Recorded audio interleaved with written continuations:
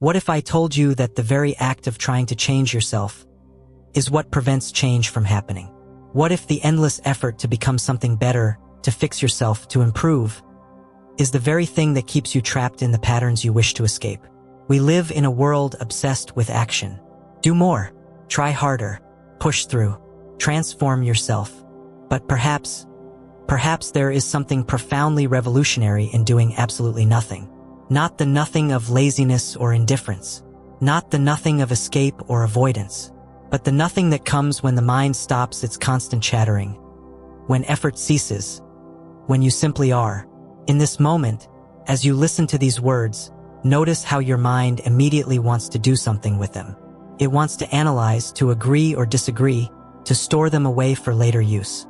But what happens if you don't do anything with them at all? What happens when you simply listen? We have been conditioned to believe that change requires effort, that transformation demands struggle, that growth means pushing against what is. From childhood, we are taught to work hard, to strive, to make things happen through willpower and determination. But look at nature. Does the flower strain to bloom? Does the river force itself to flow? Does the sun effort to shine? Does the tree struggle to grow its leaves in spring? Everything in nature transforms through a kind of effortless unfolding. There is an intelligence at work that requires no thinking, no planning, no forcing. The seasons change without consulting a calendar. The heart beats without asking permission from the mind. Yet we, with our complicated minds, have made change into a project, a goal, something to achieve. We have created entire industries around self-improvement, personal development, spiritual growth. We measure progress, set targets, create plans for our transformation. And in doing so, we have moved further and further away from the natural ease with which all life unfolds. And so we meditate to become peaceful. We practice mindfulness to become present. We seek enlightenment to become free. We read books to become wise. We attend workshops to become transformed. We follow teachers to become awakened. But do you see the contradiction in this? The very seeking keeps us from what we seek. The very effort to become peaceful creates conflict with our present state of non-peace. The very desire to be free becomes another form of bondage. When you are trying to be peaceful, you are in conflict with your non-peaceful state. You have divided yourself into what you are and what you should be. And in that division, in that resistance to what is, peace becomes impossible. When you are trying to be present, you are absent from this moment because your attention is focused on becoming present rather than simply being present. You are living in the future of your potential presence rather than in the immediacy of now. When you are seeking freedom, you are bound by your seeking. You have made freedom into an object to be attained, a goal to be reached. But freedom cannot be grasped, cannot be possessed. The moment you try to hold on to freedom, you lose it. The mind that seeks transformation is the same mind that created the problem in the first place. The mind that wants to become peaceful is the mind that creates conflict. The mind that desires freedom is the mind that creates bondage. How can the mind solve what the mind has created? How can the problem be the solution? How can the seeker find what the seeker's very seeking obscures? This is perhaps the most difficult thing to understand. We are so accustomed to effort, to trying, to working on ourselves. Our entire culture is built on the assumption that if something is not working, we need to try harder. If we are not happy, we need to work on our happiness. If we are not successful, we need to develop better strategies. The idea of doing nothing feels like giving up, like being lazy, like not caring, like being irresponsible. We have been taught that without effort, nothing worthwhile happens. That without struggle, there is no growth. That without pushing, nothing moves. But there is a vast difference between doing nothing out of indifference and doing nothing out of profound attention. One is escape from life. The other is complete engagement with life. One is turning away. The other is turning toward with such totality that action becomes unnecessary. Have you ever watched a cat waiting by a mouse hole? The cat is absolutely still, completely alert, totally present. There is no effort in this waiting, no strain, no trying. Yet there is complete attention, total awareness. The cat is not practicing patience. The cat is not working on being still. Stillness and attention are simply the cat's natural response to the situation. Have you ever noticed that your deepest insights come not when you are trying to have them, but when you are simply watching? When you are observing your thoughts, your emotions, your reactions without trying to change them, without trying to improve them, without trying to understand them. In that quality of choiceless awareness, something extraordinary happens. The very thing you have been struggling with begins to transform itself. Not because you made it happen, but because in the light of pure attention, all shadows naturally dissolve. It's like when you turn on a light in a dark room. You don't have to push the darkness away. You don't have to fight the shadows. You don't have to work at making the room bright. The light simply reveals what was always there, and the darkness disappears of its own accord. Think about it. When you truly see your anger, not judging it, not trying to get rid of it, just seeing it completely, what happens to that anger? When you observe your fear without running away from it or fighting it, how does that fear respond to such total attention? The seeing is the transformation. The understanding is the change. Not your understanding, not your seeing, but pure perception without the perceiver. But this is where it gets tricky, because now the mind says, I understand. I need to do nothing in order to change everything. This is my new technique. This is my new method. Do you see what happened? The mind has turned doing nothing into another form of doing. It has made a practice out of no practice. It has created a method out of no method. This is the cunning nature of thought. It will even use the truth about its own limitations as another tool for its continuation. So when we speak of doing nothing, we are not speaking of a technique. We are not giving you something to do. We are pointing to something that is already happening when you are not doing. Right now, as you sit here, breathing is happening. Your heart is beating. Life is flowing through you. Are you making any effort for this to occur? Are you concentrating on keeping your heart beating? Are you trying to make your blood flow? This effortless functioning of life. This is what we mean by doing nothing. It is not an action. It is action without the actor. It is movement without the mover. It is change without the changer. Can you feel it? This aliveness that needs no effort? This awareness that requires no concentration?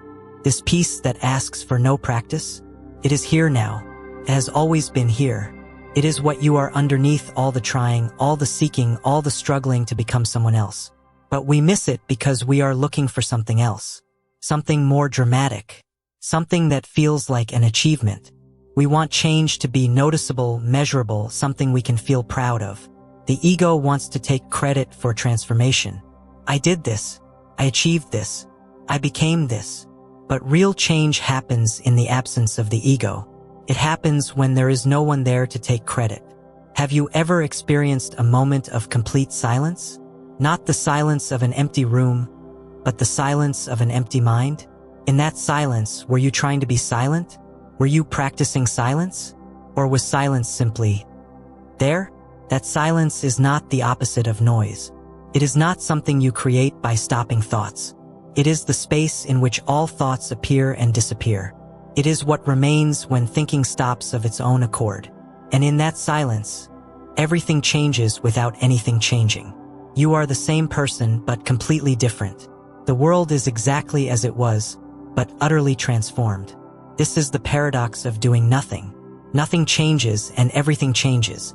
You remain exactly as you are, yet you are completely new. But here is what the mind finds so difficult to accept. This transformation cannot be grasped, cannot be held onto, cannot be repeated on demand. It cannot be turned into a method or a technique, cannot be scheduled or planned. The moment you try to capture it, it disappears. The moment you make it into an experience to be repeated, it becomes a memory. The moment you try to teach it to someone else, it turns into concepts and words. It is like trying to hold water in your hand. The tighter you grip, the more it slips away. But when your hand is open, relaxed, receptive, the water can rest there naturally. Not because you are doing something, but because you are not doing something that prevents it. Or like trying to catch your own shadow. The faster you run toward it, the faster it runs away. But when you simply stand still, the shadow is there with you, inseparable from you. So too with this inner revolution. When you stop grasping for it, it is there. When you stop trying to make it happen, it is happening. When you stop looking for it somewhere else, you discover it has always been here. When you stop chasing it in the future, you find it in this very moment. This is why all our spiritual practices, all our self-improvement efforts, all our attempts to change ourselves can actually take us further from what we seek.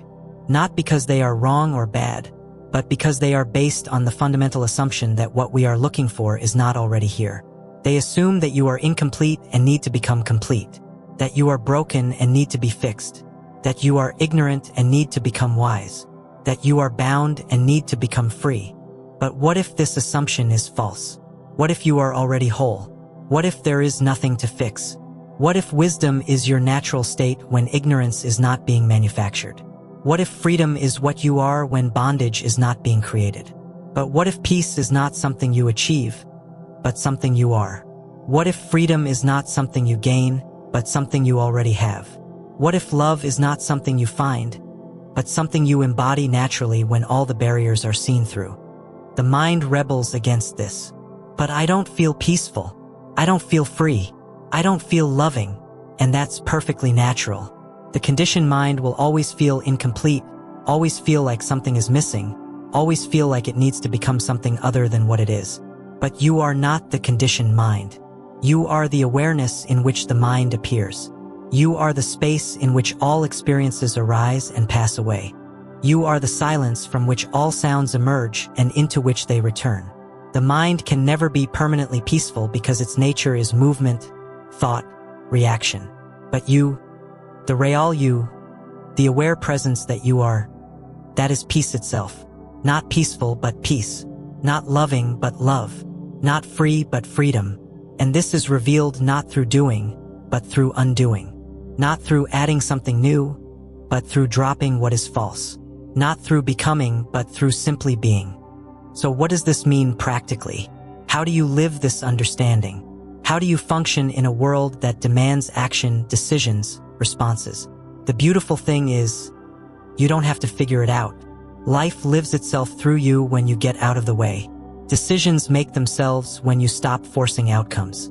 Actions arise naturally when you are not constantly planning and controlling every moment. Have you ever had the experience of being in conversation with someone and exactly the right words came out of your mouth without you planning them? Have you ever been in a situation where you acted spontaneously and later realized it was exactly the right action? Have you ever solved a problem not by thinking about it, but by letting it go and allowing the solution to emerge? This is what we're pointing to. Not inaction, but action that arises from wholeness rather than from the fragmentary, conflicted mind. Not irresponsibility, but responsibility that is not contaminated by the ego's agenda to prove itself or protect itself. This doesn't mean becoming passive or indifferent to life. It doesn't mean sitting in a corner doing nothing while the world goes by. It means discovering what true action looks like when it springs from silence rather than noise, from completeness rather than lack, from love rather than fear. Watch a child at play.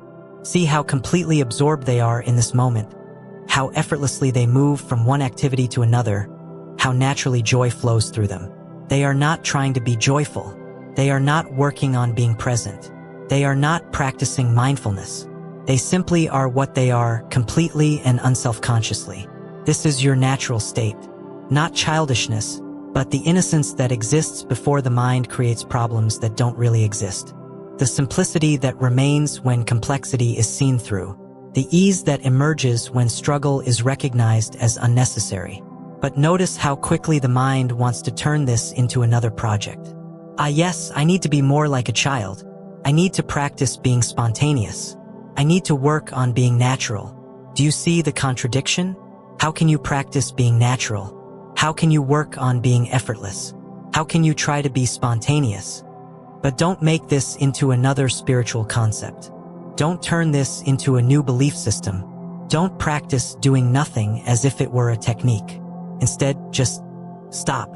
Stop trying to get anywhere. Stop trying to become anyone. Stop trying to fix what you think is broken. Just for this moment, be still. Not the stillness of a frozen lake, but the stillness of deep water. Not the stillness of death, but the stillness of life resting in itself. In this stillness, notice what remains when all the wanting stops. What is here when there is nowhere to go and nothing to achieve? Who are you when you are not trying to be someone? This is not a question for your mind to answer. This is an invitation to direct recognition. An invitation to see what has always been seeing. To know what has always been knowing. To be what has always been being. And perhaps you will discover that in doing nothing, everything has already changed. Not because you made it happen, but because you finally stopped preventing it. The revolution is not in the future. It is here now in this very moment of seeing. When there is no one trying to change, when there is no effort to become, when there is simply this aware presence, everything is already perfect, exactly as it is. And everything is perpetually transforming, moment by moment, without any intervention from you. This is the great secret that cannot be taught, only discovered. This is the pathless path that leads nowhere and everywhere. This is what happens when you do nothing. Everything changes.